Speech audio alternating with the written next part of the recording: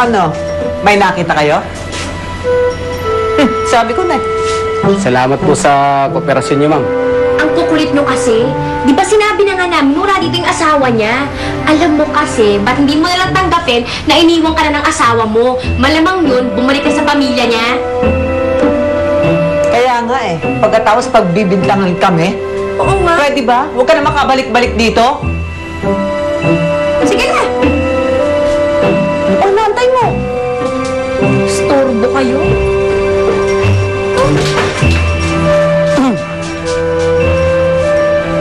Aso.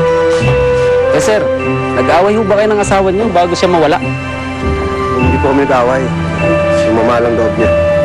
Ah, ganun ho ba, sir? Eh, pasensya na po kayo. Hindi po kami nakikialam sa away mag-asawa eh. Hindi nga po kami nag-away eh. Tsaka hindi kami maiiwan ng asawa ko. Sir, sinamahan na ho namin kayo dito pero hanggang doon na lang siguro yung magagawa namin. Tsaka wala rin naman po kayo ebidensya na may nangyaring masama sa asawa niyo.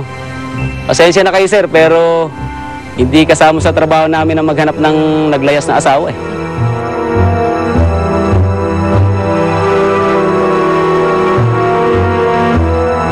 Sa storbo.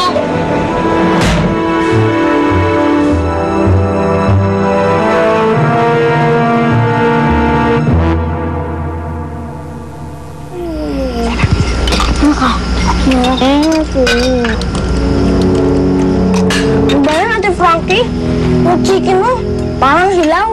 Tapos yung gulay mo naman, parang yung sitaw lasang okra. Kaya yun. Nandito na ako! Taray! Ay! Basta!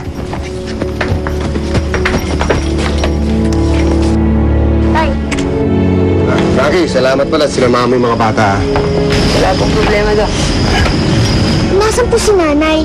Ba't di mo siya kasama?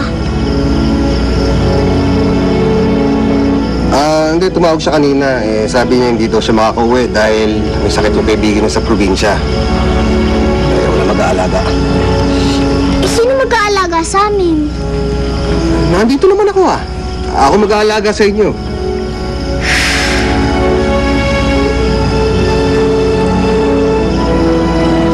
Masarap yung luto mo, Frankie ah. Tay, tapos na po kami. Lilikpitin na lang po namin. Tara. O, Junix. Hatid mo muna si Frankie. Ito, Dok. Salamat po. Huwag mo kakalimutan sarado yung pinto mamaya ah. Opo, Tay. Sana bumalik na si nanay.